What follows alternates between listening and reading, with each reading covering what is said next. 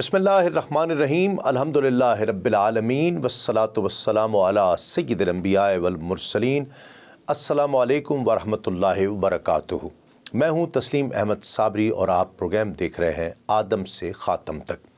ناظرین کرام، گزشتہ پروگرام میں ہم نے ان مشرکین کا بدبختوں کا ذکر کیا جو عمومی مخالفت کے علاوہ جسمانی طور پر بھی رسول اللہ صلی اللہ علیہ وآلہ وسلم کی ایذا رسانی کا باعث بنے، اور رسالت مآب صلی اللہ علیہ وآلہ وسلم کو اتنا پریشان کیا کہ ان موذیوں کے خلاف سورۃ الحجر کی آیت انا کفیناک المستہزئین، یعنی بے شک ان ٹھٹھا اڑانے والوں کے مقابلے میں اللہ تمہیں کافی ہوگا، یہ نازل ہوئی۔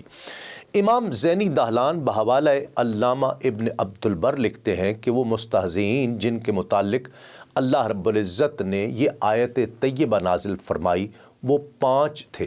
ان مذاق اڑانے والوں لوگوں میں ابو جہل، ابو لہب، عقبہ، حکم ابن امیہ جو مروان بن حکم کا باپ تھا، اور عاص بن وائل شامل تھے۔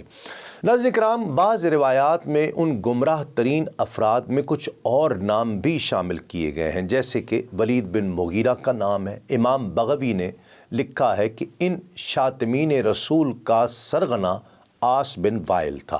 اس کے علاوہ حارث بن قیس بن عدی جو عاص بن وائل کا چچا زاد تھا، یہ قریش کے سرداروں میں سے تھا۔ اور اسی طرح ایک اور بدبخت موذی اسود بن عبد یغوث بن وہب بن زہرہ تھا، یہ حضور نبی کریم صلی اللہ علیہ وآلہ وسلم کے ماموں کا بیٹا تھا۔ اور ایک اور نام اسود بن مطلب بن عبد العزیٰ کا ہے۔ ناظرین کرام، ان سب کی گستاخیوں کی تفصیل ہم آج ذکر کریں گے۔ جہاں تک علامہ ابن عبد البر کا تعلق ہے تو انہوں نے اس آیت قرآنی میں جس کا تذکرہ کیا گیا، ان مشرکین میں ابو جہل کو شمار نہیں کیا ہے، اگرچہ وہ بھی مذاق اڑانے والوں میں سے تھا، مگر وہ کم از کم اس آیت طیبہ سے مقصود نہیں ہے۔ ایک اور روایت کے مطابق مستہزئین کی تعداد 8 تھی، اور بعض سیرت نگاروں نے اس فہرست میں مالک بن طلاتلہ کا بھی اضافہ کیا ہے۔ زیادہ تر گستاخ لوگوں کا ذکر تو ہم کر چکے ہیں، جو مستہزئین رہ گئے ہیں ان کا تذکرہ کرتے ہیں، جیسا کہ اسود ابن عبد یغوث۔ امام حلبی لکھتے ہیں کہ اسود ابن عبد یغوث رشتے میں حضور نبی کریم صلی اللہ علیہ وآلہ وسلم کا ماموں زاد تھا۔ یہ جب بھی مسلمانوں کو کہیں دیکھا کرتا تو اپنے ساتھیوں سے طنزاً کہا کرتا کہ دیکھو تمہارے سامنے روئے زمین کے وہ شہنشاہ آ رہے ہیں جو کسرائے فارس اور قیصر روم کے وارث بننے والے ہیں۔ یہ طنز وہ خاص طور پر اس لیے کیا کرتا کہ صحابہ کرام میں سے اکثر کے کپڑے پھٹے ہوئے ہوتے اور وہ مفلس اور نادار تھے، لیکن دوسری جانب یہی صحابہ حضور نبی کریم صلی اللہ علیہ وآلہ وسلم کی جانب سے یہ پیشن گوئی فرما چکے تھے کہ مجھے ایران اور روم کی سلطنتوں کی کنجیاں دی گئی ہیں۔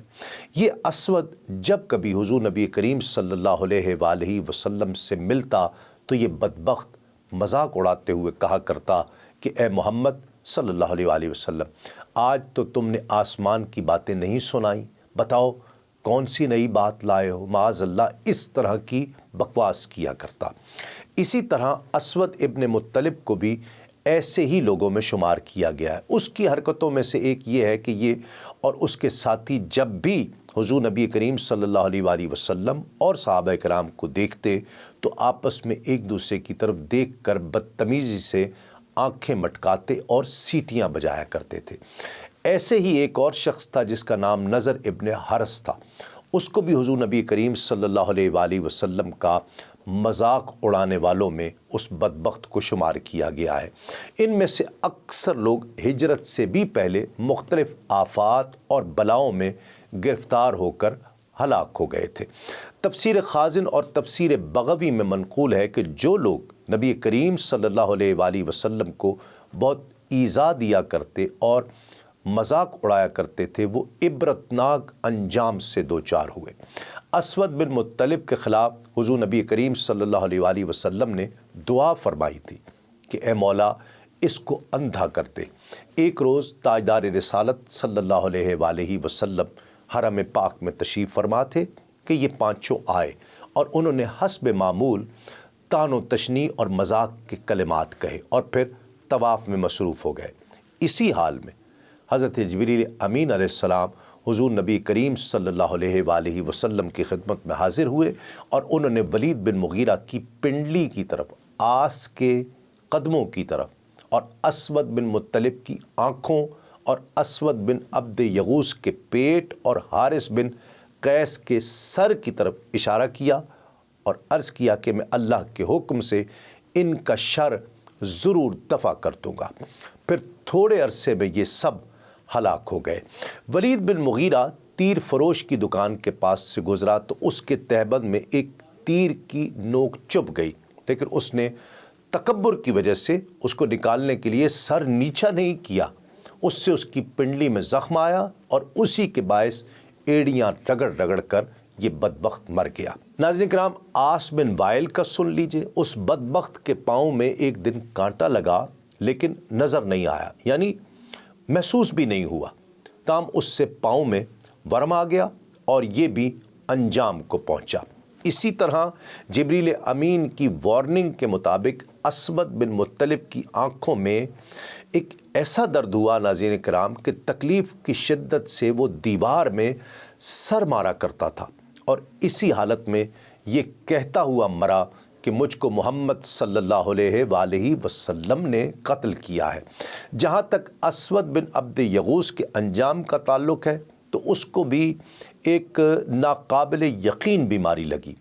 کلبی کی روایت میں ہے کہ اس کو لو لگ گئی اور اس کا منہ اس قدر کالا ہو گیا کہ گھر والوں نے اسے پہچاننے سے انکار کر دیا اور نکال دیا، اور اسی حال میں وہ بدبخت بھی یہ کہتا ہوا مر گیا کہ مجھے محمد صلی اللہ علیہ وآلہ وسلم کے رب نے قتل کیا ہے، جبکہ حارث بن قیس کی ناک سے خون اور پیپ جاری ہوا اور وہ شخص اسی تکلیف میں ہلاک ہو گیا۔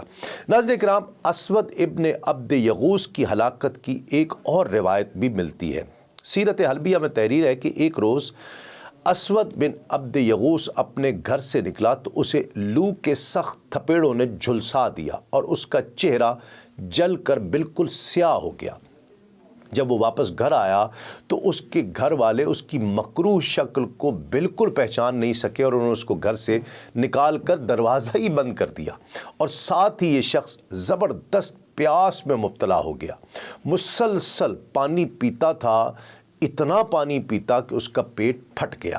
علامہ بلازری نے حضرت اکرمہ سے روایت کیا ہے کہ اس وقت جب حضرت جبریل امین نے حضور نبی کریم صلی اللہ علیہ وآلہ وسلم سے اسود ابن عبد یغوث کے بارے میں پوچھا اور آپ صلی اللہ علیہ وآلہ وسلم نے فرمایا کہ یہ تو ایک برا بندہ ہے، تو جبریل امین نے اس کی گردن پکڑ کر اس کی کمر زمین کی طرف اتنی جھکائی کہ یہ بالکل دوہرا ہو گیا۔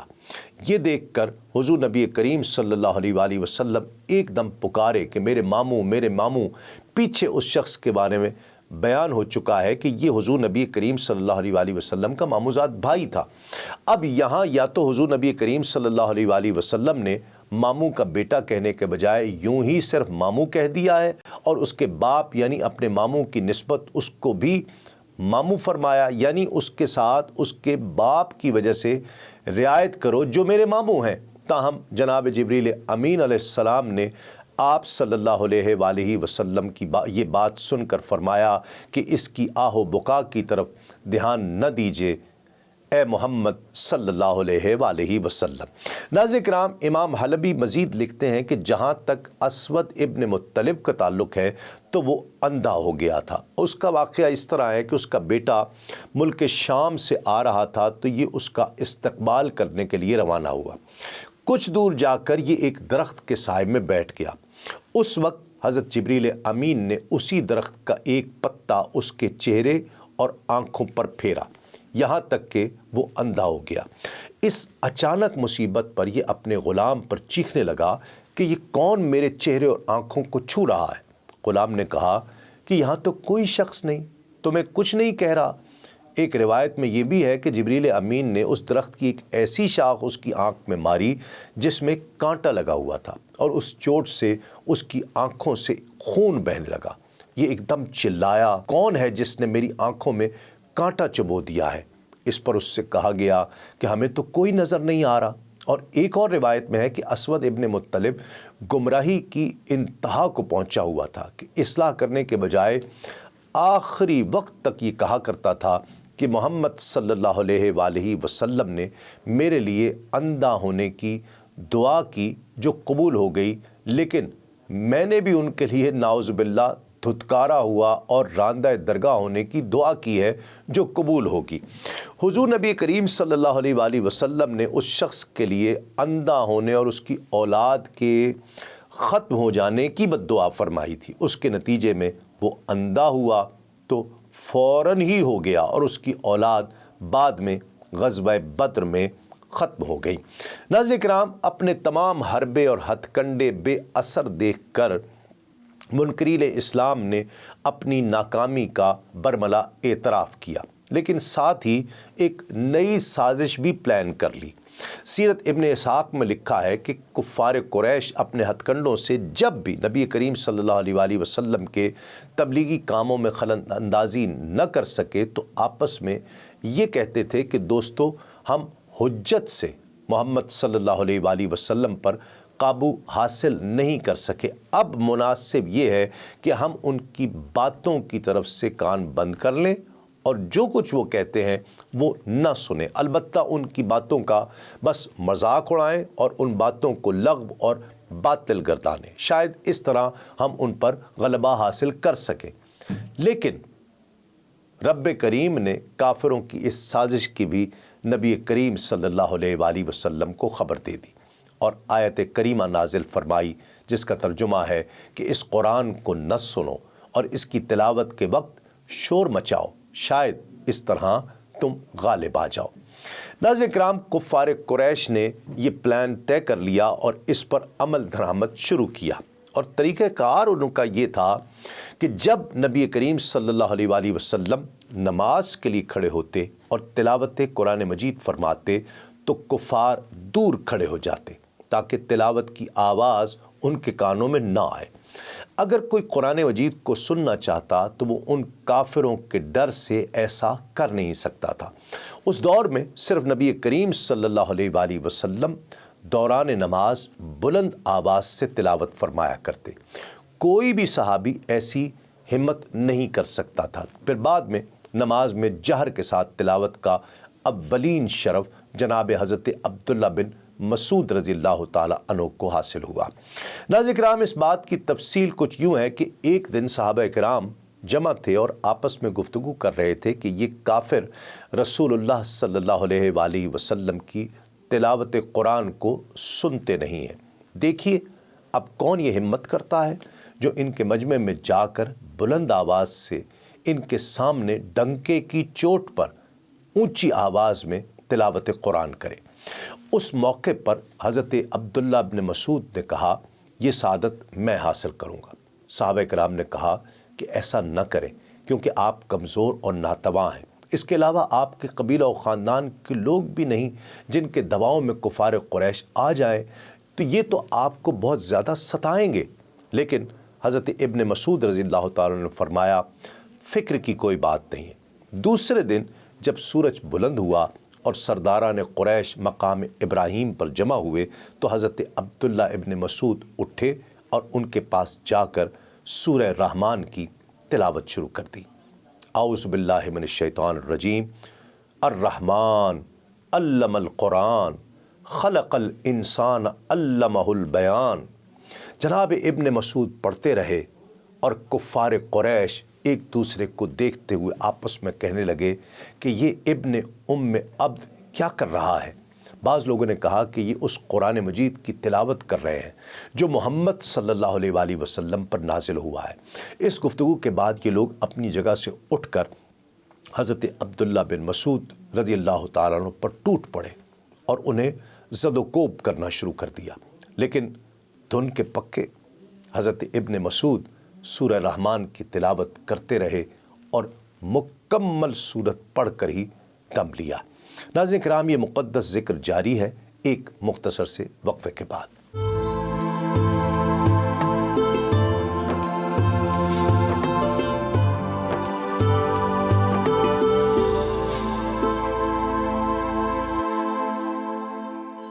ناظرین کرام، خوش آمدید۔ آپ پروگرام دیکھ رہے ہیں آدم سے خاتم تک۔ امام زہری لکھتے ہیں کہ ایک رات ابو سفیان بن حرب، ابو جہل بن ہشام اور اخنس بن شریک اپنے گھروں سے اس ارادے سے نکلے کہ نبی کریم صلی اللہ علیہ وآلہ وسلم سے تلاوت قرآن سنیں۔ اس وقت نبی کریم صلی اللہ علیہ وآلہ وسلم اپنے کاشان اقدس میں نماز ادا فرما رہے تھے۔ حضور نبی کریم صلی اللہ علیہ وآلہ وسلم کا معمول یہ تھا کہ اپنے گھر میں دوران نماز بلند اور انتہائی شیریں آواز سے آپ تلاوت فرمایا کرتے۔ یہ تینوں گوشوں میں چھپ گئے اور تلاوت قرآن سنتے رہے یہاں تک کہ صبح ہو گئی اور یہ وہاں سے چلے گئے۔ انہیں یہاں کسی نے دیکھا نہیں۔ دوسرے دن یہ تینوں ایک جگہ جمع ہوئے اور ایک دوسرے کو ملامت کرنے لگے کہ ہمیں محمد صلی اللہ علیہ وآلہ وسلم سے قرآن مجید سننا نہیں چاہیے تھا۔ اگر دیگر لوگ ہمیں دیکھ لیتے تو یہی خیال کرتے کہ قرآن مجید حق ہے اور وہ محمد صلی اللہ علیہ وآلہ وسلم پر جا کر ایمان لے آتے، یعنی دیگر لوگوں کی حوصلہ افزائی ہوتی۔ اس طرح اس بات چیت کے بعد وہ سب اپنی اپنی راہ پر چل دیے۔ جب دوسری رات آئی تو ان تینوں کے دلوں میں قرآن مجید کی سحر انگیز تلاوت سننے کے جذبات دوبارہ ابھرنے لگے اور یہ ایک ساتھ جانے کے بجائے انفرادی طور پر کاشانہ نبوی کی جانب روانہ ہوئے اور گزشتہ رات کی طرح چھپ کر تلاوت قرآن مجید سنتے رہے اور صبح کے ظاہر ہونے سے پہلے اندھیرے میں ہی وہاں سے روانہ ہو گئے تاکہ کوئی انہیں دیکھ نہ سکے۔ جب یہ تینوں اکٹھے ہوئے تو آپس میں کہنے لگے کہ تلاوت قرآن سن کر ہمارے دل بے چین ہونے لگے ہیں۔ اگر ایک شب ہم نے تلاوت اور سنی تو ہمارے دل بے قابو ہو جائیں گے اور ہم دوسروں کی طرح جا کر مسلمان ہو جائیں گے۔ آؤ عہد کرتے ہیں کہ اب محمد صلی اللہ علیہ وآلہ وسلم سے تلاوت سننے کوئی نہیں جائے گا۔ ان تینوں نے عہد کیا کہ آئندہ قرآن سننے نہیں جائیں گے۔ اخنس بن شریک بعد میں ابو سفیان بن حرب کے پاس تنہائی میں آ کر کہنے لگا کہ اے ابو حنظلہ، اس قرآن کے بارے میں جس کی تلاوت تم بھی سن چکے ہو، تمہارا کیا خیال ہے؟ ابو سفیان نے کہا کہ خدا کی قسم میں نے اس کو بہترین کلام پایا ہے۔ ابو سفیان سے یہ جواب سن کر اخنس نے کہا کہ خدا کی قسم میں نے بھی اس کو ایسا ہی پایا ہے، بے نظیر اور بے مثال۔ اس کی گفتگو کے بعد یہ دونوں خاموشی کے ساتھ اٹھ کر ابو جہل کے پاس آئے اور اس سے تنہائی میں کہنے لگے کہ اے ابو الحکم، یہ قرآن جو تم نے محمد صلی اللہ علیہ وآلہ وسلم سے سنا ہے، اس کے بارے میں تمہاری رائے کیا ہے؟ ابو جہل نے کہا کہ میں نے ایسی کوئی بات نہیں سنی جس کے بارے میں تم میرے پاس آئے ہو۔ اب ایک بات تم سن لو۔ کہ ہم نے کہا کہ سناؤ، تو اس نے کہا کہ محمد صلی اللہ علیہ وآلہ وسلم کی قریش کی جس شاخ سے تعلق رکھتے ہیں وہ بنو عبد مناف ہے۔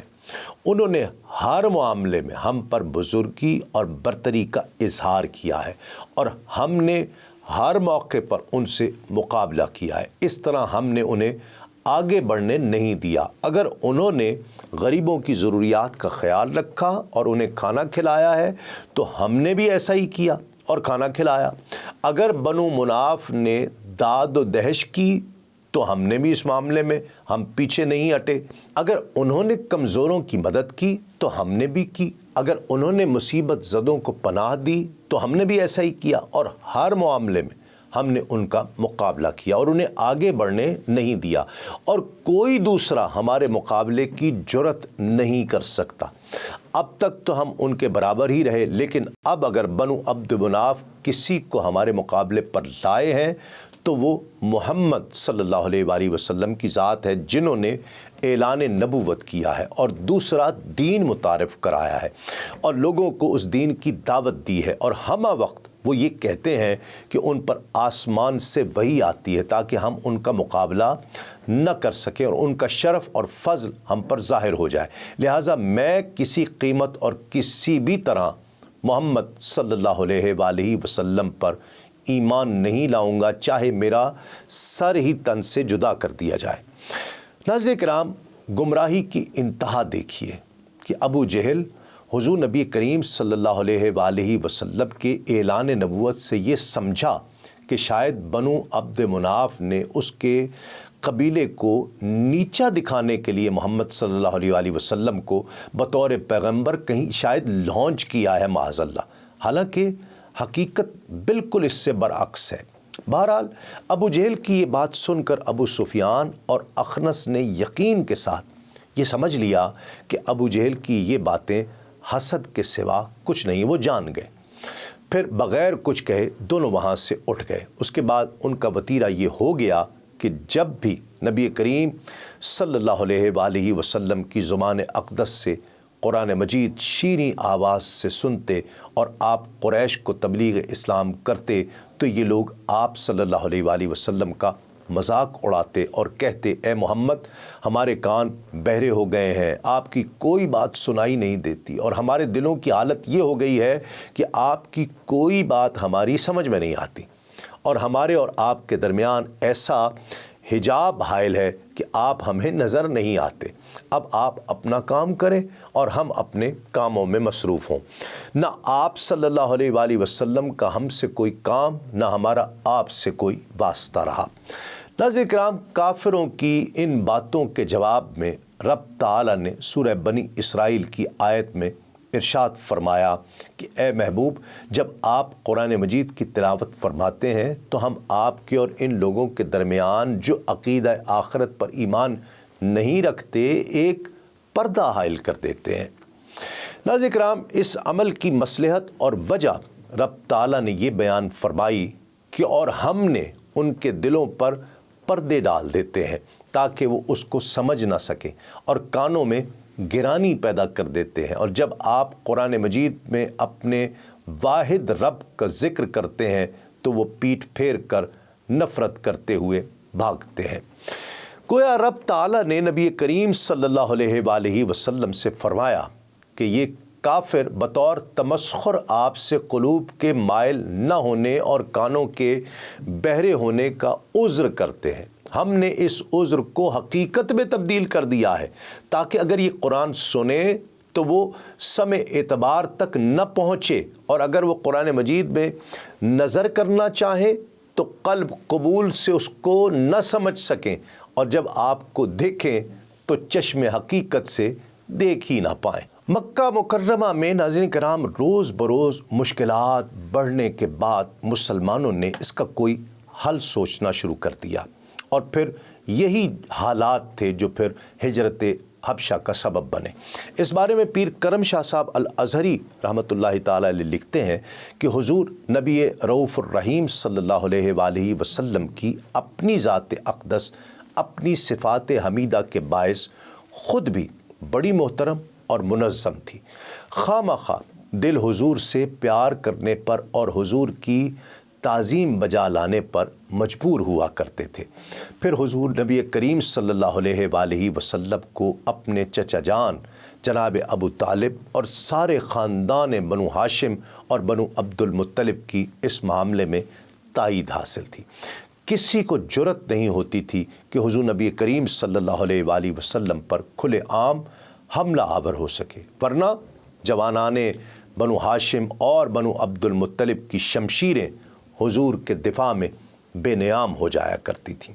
لیکن ہم دیکھتے ہیں کہ اس شخصی عظمت اور خاندانی سطوت کے باوجود مشرکین مکہ حضور نبی کریم صلی اللہ علیہ وآلہ وسلم کو کس کس طرح ایذا پہنچایا کرتے، ستایا کرتے، تان و تشنی کے سارے تیر جو ان کے ترکش میں تھے ان کو وہ بے رحمی سے استعمال کیا کرتے، جھوٹے الزامات اور بہتانوں کی بارش کیا کرتے، آپ صلی اللہ علیہ وآلہ وسلم کے راستے میں کانٹے بچھایا کرتے، اپنے گھڑوں کا کوڑا کرکٹ حضور نبی کریم صلی اللہ علیہ وآلہ وسلم کے صحن اقدس میں پھینکا کرتے، غلاظتیں اٹھا کر در اقدس پر ڈھیر کر دیا کرتے، نماز بھی سکون اور اطمینان سے پڑھنے نہیں دیتے۔ اللہ تعالیٰ اگر اپنی خصوصی مہربانی سے اپنے حبیب صلی اللہ علیہ وآلہ وسلم کی حفاظت کا اہتمام نہ فرماتا تو ابو جہل اور ابو لہب جیسے بدبختوں کے ارادے تو بہت خطرناک تھے۔ اندازہ لگا لیجئے کہ جب حضور نبی کریم صلی اللہ علیہ وآلہ وسلم سے ان کا یہ معاملہ تھا تو جو لوگ حضور پر ایمان لائے تھے ان کے ساتھ ان کے جور و ستم کا کیا عالم ہوگا۔ اگر ان کا بس چلتا تو ان صحابہ کرام کو بھی اپنے ظلم کا ہدف بنانے سے باز نہ آتے جو اپنے خاندان اور معاشرے میں بڑے باعزت مقام کے حامل تھے۔ ابن اسحاق لکھتے ہیں کہ جب کفار قریش نبی کریم صلی اللہ علیہ وآلہ وسلم اور ان صحابہ کرام کا جو معاشرے میں ایک اعلیٰ حیثیت کے حامل تھے خاندانی طور پر، کچھ نہیں بگاڑ سکے اور انہیں برملا نقصان پہنچانے کی جرت نہ کر سکے، تو آپس میں مشورہ کر کے ان کمزور اور مجبور مسلمانوں کو جو غریب تھے اور ان کے ساتھ ایسے قبیلے نہیں تھے جن کی انہیں حمایت حاصل ہوتی، انہیں پکڑ کر مصائب میں مبتلا کرتے، کسی کو بھوکا مارتے، کسی کو قید میں رکھ کر اذیت دیا کرتے، بعض کو تپتی دھوپ میں لٹا کر لاٹھیوں سے پیٹا کرتے۔ ان تکالیف اور اذیتوں سے بعض کمزور اور راسخ العقیدہ نہ ہونے کے باعث اسلام کو ترک کر کے مرتد ہو جایا کرتے، لیکن راسخ العقیدہ مسلمان ایمان کی پختگی، ضبط اور قوت برداشت کی وجہ سے ان مظالم کو برداشت کرتے اور اسلام پر قائم رہتے۔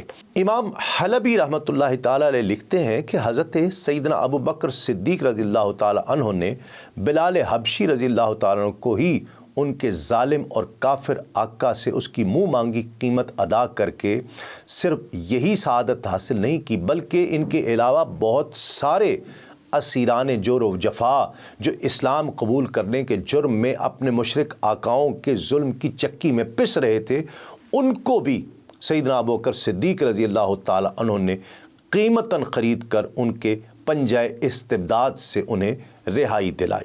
ان افراد میں سے چند کے اسماء گرامی اور ان کے حالات کا تفصیل سے ذکر کرتے ہیں، اور بات کا آغاز کرتے ہیں بی بی حمامہ رضی اللہ تعالی عنہا سے، جو حضرت بلال حبشی رضی اللہ تعالی عنہ کی والدہ تھیں۔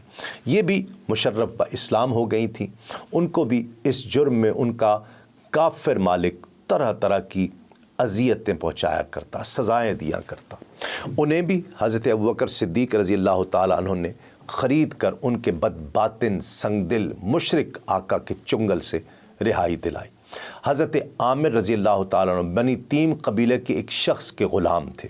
ان کا مالک حضرت ابوبکر صدیق رضی اللہ تعالیٰ عنہ کا ہم قبیلہ تھا۔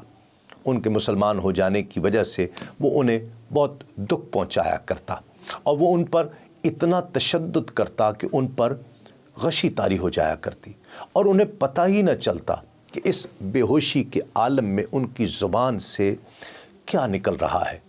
یہ حضرت ابوبکر صدیق رضی اللہ تعالیٰ کہ وہ قابل اعتماد غلام ہیں کہ جب حضور نے ہجرت کے سفر میں غار ثور میں قیام فرمایا تو یہ بکریوں بھیڑوں کا ریوڑ لے کر شام کو غار کے قریب پہنچ جاتے اور دودھ دھو کر پیش کیا کرتے تھے۔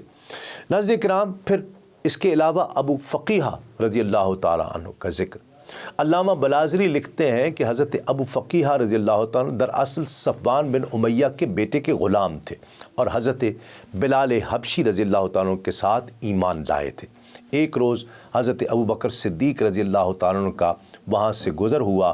وہ کیا دیکھتے ہیں کہ صفوان کے باپ امیہ نے انہیں پکڑا ہوا ہے اور رسیوں سے باندھ کر عین دوپہر کے وقت کوئلوں کی طرح دہکتی ہوئی ریت پر ان کو پیٹھ کے بل لٹایا ہوا ہے، اور ان کے پیٹ پر ایک وزنی پتھر رکھا ہوا ہے۔ اوپر سے دھوپ کی تپش، نیچے سے گرم ریت کی جلن، اور پیٹ پر بھاری پتھر کا وزن۔ زبان کانٹے کی طرح سوکھ کر منہ سے لٹک آئی، اور امیہ کا بھائی کہتا ہے کہ اسے اور عذاب دو، اسے اور اذیت پہنچاؤ، یہاں تک کہ اس چیخ و پکار سن کر خود محمد صلی اللہ علیہ وآلہ وسلم آئیں اور اپنے جادو معاذ اللہ کے زور سے اسے ہم سے چھڑائیں۔ حضرت ابوبکر صدیق رضی اللہ تعالیٰ سے اپنے اس مسلمان بھائی کی یہ اذیت دیکھی نہیں گئی، اس کے مالک کو اس کی قیمت ادا کی، اس طرح انہیں ظلم و جبر سے نجات دلائی۔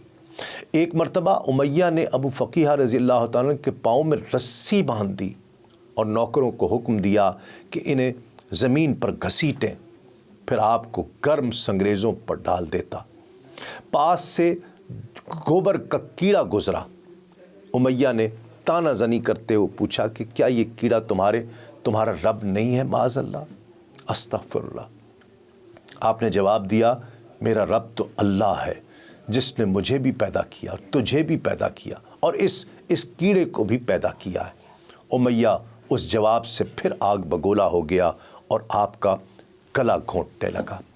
ناظرین کرام، یہ مقدس ذکر جاری ہے ایک مختصر سے وقفے کے بعد۔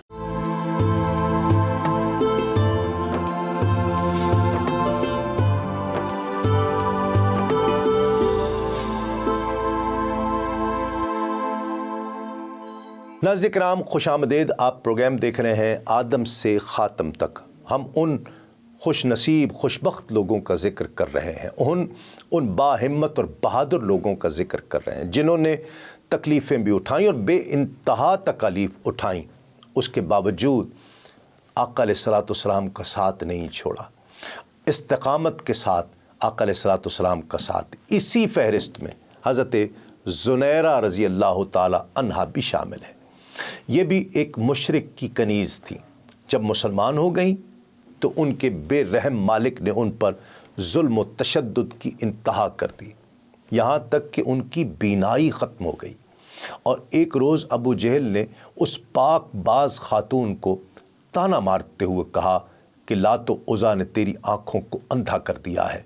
تو حضرت زنیرہ رضی اللہ تعالی عنہا نے جھٹ سے جواب دیا کہ ہرگز نہیں، بخدا لات و عزیٰ نہ نفع پہنچا سکتے ہیں اور نہ کوئی ضرر پہنچا سکتے ہیں، یہ تو آسمانی حکم ہے اور میرا رب اس چیز پر قادر ہے کہ میری بینائی لوٹا دے۔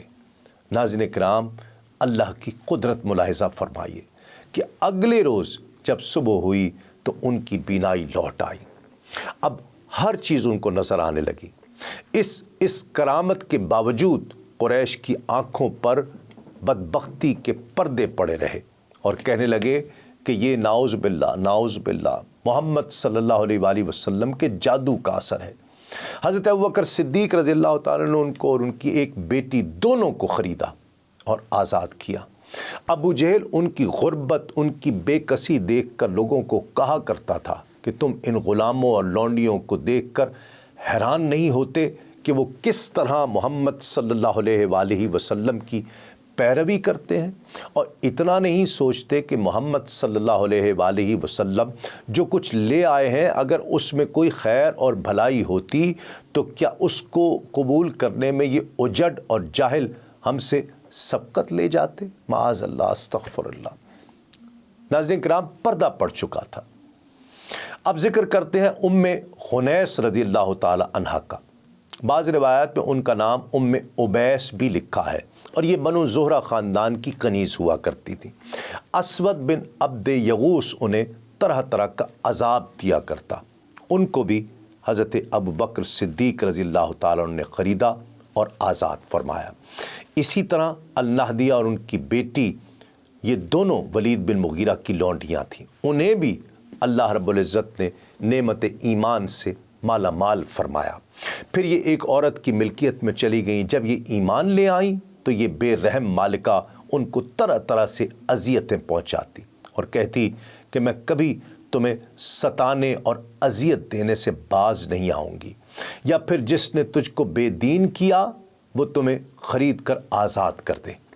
ایک دن وہ ماں بیٹی اپنی مالکہ کا آٹا پیسنے کے لیے جا رہی تھی کہ حضرت ابوبکر صدیق رضی اللہ تعالیٰ نے انہیں خریدا اور اسی وقت آزاد کر دیا۔ مالکہ نے جو قیمت مانگی وہی اس کو دی اور انہیں کہا کہ اب تم دونوں آزاد ہو۔ اور جو آٹا پیسنے کے لیے جا رہی تھیں ان کے بارے میں فرمایا کہ وہ اس کو واپس کر دو، لیکن انہوں نے اخلاقی بلندی کا مظاہرہ کرتے ہوئے کہا کہ ہم چاہتی ہیں کہ آٹا پیس کر ہم اس کے حوالے کریں، پھر چھوڑیں۔ حضرت ابوبکر صدیق رضی اللہ تعالیٰ خوش ہوئے اور فرمایا کہ پھر تمہاری مرضی ہے۔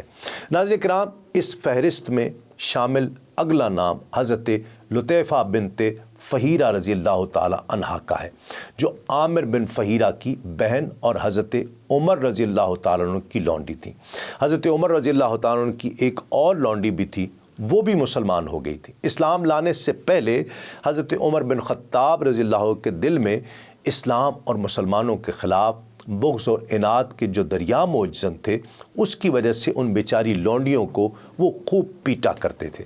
انہیں کوئی چھڑانے والا بھی نہیں تھا، اور یہ انہیں اتنا پیٹتے کہ ہانپنے لگتے اور سستانے کے لیے رکنا پڑتا۔ یہ توحید پرست صحابیات سے کہتے کہ میں ذرا دم لے لوں پھر تمہاری خبر لیتا ہوں۔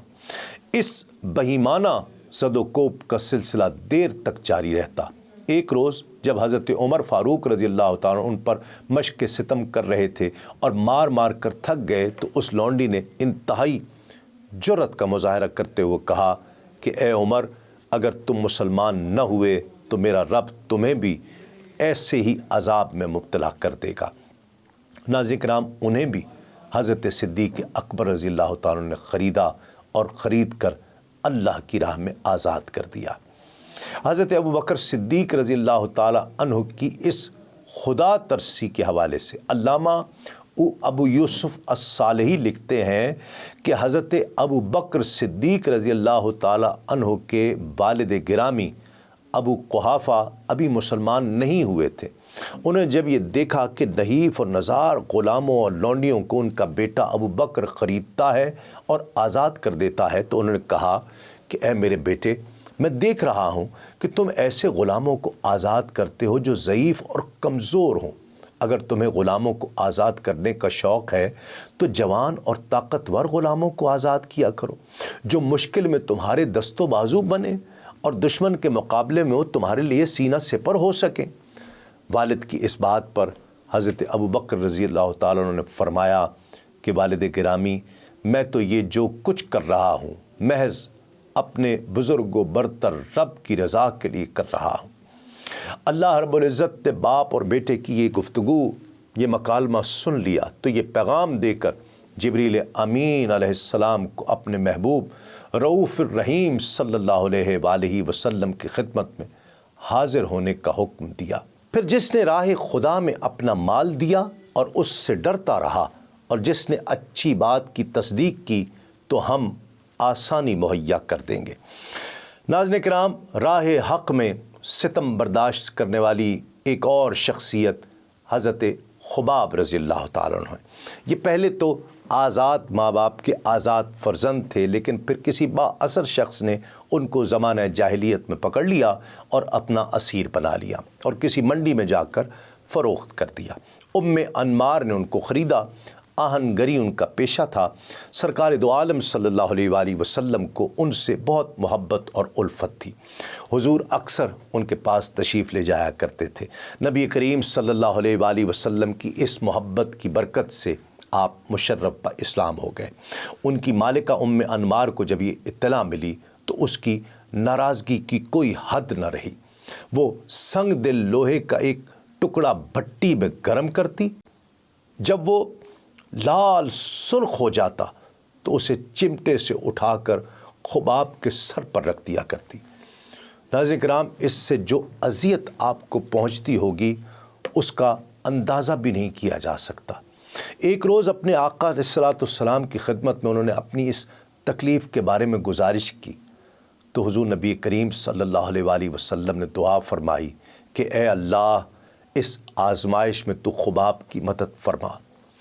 حضور نبی کریم صلی اللہ علیہ وآلہ وسلم کے لب مبارک حرکت میں آنے کی دیر تھی کہ اس ظالمہ کو، اس کی مالکہ کو درد سر کی تکلیف شروع ہو گئی۔ درد کی شدت سے وہ کتوں کی طرح بھونکا کرتی تھی۔ اسے کہا گیا کہ سینگیاں لگواؤ۔ اب وہی حضرت خباب لوہے کا ایک ٹکڑا آگ میں گرم کرتے، پھر اس کے سر پر رکھتے، تب اسے کچھ افاقہ محسوس ہوتا۔ بخاری شریف کی ایک حدیث کے مطابق حضرت خباب کی آزمائش نے جب طول کھینچا تو انہوں نے اپنی داستان درد و علم دوبارہ حضور نبی کریم صلی اللہ علیہ وآلہ وسلم کی خدمت اقدس میں پیش کی، اور اس عرضی میں کچھ بے صبری کا اظہار بھی تھا۔ تکلیف بہت اٹھاتے تھے۔ حضور نبی کریم صلی اللہ علیہ وآلہ وسلم اس وقت کعبۃ اللہ کے سائے میں تکیے کے ساتھ ٹیک لگائے تشریف فرما تھے۔ یہ وہ دن تھے جب کہ مشرکین عام مسلمانوں پر وحشیانہ مظالم کیا کرتے تھے۔ حضرت خباب کہتے ہیں میں نے عرض کی کہ یا رسول اللہ کیا حضور ہمارے لیے دعا نہیں فرماتے کہ اللہ تعالیٰ ہمیں اس تکلیف سے نجات عطا فرمائے؟ میری یہ بات سن کر سرکار دو عالم صلی اللہ علیہ وآلہ وسلم کا چہرہ انور غصے سے سرخ ہو گیا اور اٹھ کر تشریف فرما ہوئے۔ پھر فرمایا کہ تم سے پہلے جو لوگ اللہ پر ایمان لاتے تھے کفار لوہے کی کنگھیوں سے ان کی ہڈیوں سے گوشت ادھیڑ لیا کرتے تھے، اس کے باوجود وہ اپنے دین سے روگردانی نہیں کیا کرتے تھے۔ بعض مومنین کے سروں پر آری رکھ کر چلائی جاتی تھی اور وہ ان کو دو حصوں میں کاٹ کر رکھ دیتی تھی، پھر بھی وہ اپنے دین سے روگردانی نہیں کرتے تھے۔ اے خباب سنو، یقیناً اللہ تعالیٰ دین اسلام کو ان قریب غلبہ عطا فرمائے گا اور سارے جزیرہ عرب پر اسلام کا پرچم لہرائے گا، یہاں تک کہ سنا یمن سے ایک مسافر روانہ ہو کر حضر الموت تک اکیلا جائے گا اور اسے اللہ تعالیٰ کے سوا کسی کا خوف نہیں ہوگا۔ کسی کو بھی یہ خطرہ نہیں ہوگا کہ کوئی بھیڑیا اس کے بھیڑوں کو پھاڑ ڈالے گا۔ انہیں انگاروں کی طرح گرم سنگریزوں پر پیٹھ کے بل لٹایا جاتا، یہاں تک کہ ان کی پیٹھ کا پانی خشک ہو گیا تھا۔ ناظرین کرام، امام ابو یوسف الصالحی کے مطابق حضرت خباب رضی اللہ عنہ خود اپنی داستان علم یوں بیان فرماتے ہیں کہ میں نے ایک روز دیکھا کہ کفار نے میرے لیے آگ بھڑکائی، مجھے زمین پر لٹا دیا گیا، اس کے انگارے آگ کے انگارے میرے پشت پر رکھے گئے، ان کی تپش سے میری چربی پگھلنے لگی اور اس سے یہ انگارے بجھے۔ حضرت خباب ایک روز حضرت عمر رضی اللہ تعالیٰ خدمت میں حاضر ہوئے اور انہوں نے انہیں اپنے کاندھے کے ساتھ بٹھایا اور فرمایا کہ تجھ سے زیادہ صرف ایک شخص ہے جو اس جگہ بیٹھنے کا حقدار ہے۔ میں نے پوچھا اے امیر المومنین وہ کون ہے؟ آپ نے فرمایا بلال۔ خباب نے عرض کی کہ وہ مجھ سے زیادہ حقدار نہیں، ان کے لیے تو چند معاون بھی تھے جو مشرکین کو انہیں عذاب دینے سے روکا کرتے تھے، لیکن میرے لیے تو کوئی بھی ایسا شخص نہیں تھا۔ مجھے یاد ہے ایک دن انہوں نے میرے لیے آگ جلائی، پھر انہوں نے مجھے اس پر گھسیٹ کر لٹا دیا، پھر ایک کافر نے میرے سینے پر پاؤں رکھا، پھر حضرت خباب نے اپنی پیٹھ سے قمیض اٹھائی تو آپ کی پشت مبارک پر برس کی طرح داغ ہی داغ تھے۔ اللہ اکبر۔ ناظرین کرام، کیسے لوگ تھے؟ اسلام کے صدہا جانثاروں میں سے چند ان خوش بخت لوگوں کے احوال کو ہم نے بطور نمونہ پیش کرنے کی سعادت حاصل کی، ورنہ ناظرین کرام اس ابتلا اور آزمائش کے دور میں جس نے بھی اللہ رب العزت کے حبیب کے دست حق پرست پر اسلام کی بیعت کی، اسے آزمائش کی ان بھٹیوں میں جھونکا گیا، تشدد اور بے رحمی کی ان پر انتہا کر دی گئی۔ ابو جہل بدبخت اور اس کی قماش کے لوگوں کا اس کے علاوہ کوئی شغل ہی نہیں تھا کہ وہ لوگوں کو اسلام قبول کرنے سے روکتے، اور جو لوگ اسلام قبول کر لیتے ان کے پیچھے ہاتھ دھو کر پڑ جاتے تاکہ وہ لوٹ آئیں، مرتد ہو جائیں۔ اگر کوئی ایسا شخص مسلمان ہو جاتا جو اثر و رسوخ کا مالک ہوتا اور معاشرے میں جس کی قدر و منزلت ہوا کرتی، اس پر دست تعدی دراز کرنا تو بسا اوقات ان کے لیے ممکن نہیں ہوا کرتا تھا، لیکن ایسے شخص کے پاس جا کر وہ پہلے اسے خوب سرزنش کرتے، پھر کہتے تمہیں شرم نہیں آتی کہ تم نے اپنے آباء و اجداد کا مذہب چھوڑ کر ایک نیا دین اختیار کر لیا ہے؟ کیا تمہارے باپ دادا تم سے زیادہ عقل مند نہیں تھے؟ دیکھو اگر تو باز نہیں آیا تو ہم سارے شہر میں منادی کرا دیں گے کہ تو پاگل ہو گیا ہے۔ تمہیں رسوا اور ذلیل کرنے میں ہم کوئی کسر اٹھا نہیں رکھیں گے۔ اگر کوئی تاجر اور کاروباری شخص اسلام قبول کرتا تو اس کے پاس جا کر دھمکی دیتے کہ ہم تیرا بائیکاٹ کر دیں گے۔ شہر کا کوئی آدمی تم سے سودا نہیں خریدے گا، یہاں تک کہ تیرا دیوالیہ نکل جائے گا اور تو کوڑی کوڑی کا محتاج ہو جائے گا۔ اور اگر ناظرین کرام کوئی بے آسرا اور بے سہارا آدمی کلمہ شہادت پڑھ لیتا تو اس کی شامت آ جاتی، اسے نئے سے نئے ظلم اور تشدد کا نشانہ بنایا جاتا، اسے دہکتے انگاروں پر لٹایا جاتا، اس کی مشقیں کس کر چلچلاتی دھوپ میں تڑپنے کے لیے اسے ڈال دیا جاتا، نہ پینے کے لیے اسے پانی دیا جاتا اور نہ کھانے کے لیے لقمہ تک دیا جاتا۔ لیکن اسلام کی یہ جانباز آزمائشوں میں پہاڑوں سے بھی زیادہ مضبوط اور ثابت قدم رہے، اور ان کی استقامت دیکھ کر ان درندہ صفت انسانوں کے اپنے چھکے چھوٹ جایا کرتے۔ رحمت عالم صلی اللہ علیہ وآلہ وسلم نے جب شمع توحید کے ان پروانوں پر کفر و شرک کے سرغنوں کی بے اندازہ مظالم دیکھے، اور یہ بھی ملاحظہ فرما لیا کہ ان مظالم میں آئے روز اضافہ ہوتا چلا جا رہا ہے، نہ ان سنگ دل ظالموں کو ذرا سا ترس آتا ہے، اور نہ دوسرے لوگوں میں رحمت و شفقت کا جذبہ بیدار ہو کر ان کی نجات کا باعث بنتا ہے، اور نہ خود مسلمانوں میں اتنی سکت ہے کہ وہ اپنے مظلوم بھائیوں کی داد رسی کر سکیں، تو سرکار دو عالم صلی اللہ علیہ وآلہ وسلم نے اپنے جانثار غلاموں کو اجازت عطا فرمائی کہ ظلم و ستم کی اس بستی سے ہجرت کر کے حبشہ چلے جائیں، کیونکہ وہاں کے بادشاہ کے بارے میں یہ مشہور تھا کہ وہ بڑا رحم دل اور انصاف پسند ہے، نہ خود کسی پر ظلم کرتا ہے اور نہ کسی کو بے کسوں اور کمزوروں پر ظلم کی اجازت دیتا ہے۔ تو ناظرین کرام، اگلے پروگرام میں ہم انشاءاللہ پہلی ہجرت حبشہ اور حضرت فاروق اعظم حضرت عمر فاروق رضی اللہ تعالیٰ عنہ کے قبول اسلام کے واقعات کا تذکرہ کریں گے۔ آج کے لیے اتنا ہی۔ دیکھتے رہیے آدم سے خاتم تک صرف سنو نیوز پر۔ تسلیم احمد صابری کو اجازت دیجیے۔ السلام علیکم۔ تسلیمات۔